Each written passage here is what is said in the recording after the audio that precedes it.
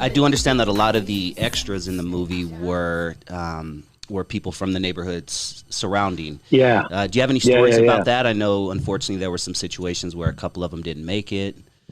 Yeah, there were situations like that. In spite of the danger element, I always felt, maybe it's my naivete, but I always felt safe. Because when we worked in those neighborhoods, in those barrios, the locals, I think, were so honored to be included in this film that they took us in like family. Like, I remember specifically, it may have been the first, I think it's a long time ago, but I think my first shoot day was that scene where I look out in the balcony to young Santana. And what they did is they borrowed somebody's house. So when I went in there, it was basically a family living in there. They had basically just moved their stuff out of the balcony, and I would come from the inside out. And what in between takes, while I was waiting to shoot, they were like offering me, coffee. It was almost like, for them, it was like I was visiting them, and I remember being really touched by that.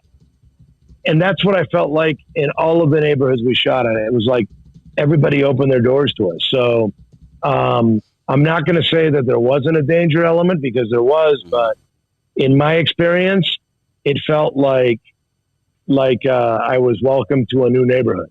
Wow. Now, you're new to LA at this time, within a couple of years, just living here. Did you back then understand how big the gang issue was? Because in the early 90s, it was about as worse as it ever had been in LA. Yeah, I mean, I'm embarrassed to say that no, I didn't, because the movie American Me was like a whole school for me. It was a whole learning procedure. I learned so much about the Chicano culture. I learned so much about the gang culture.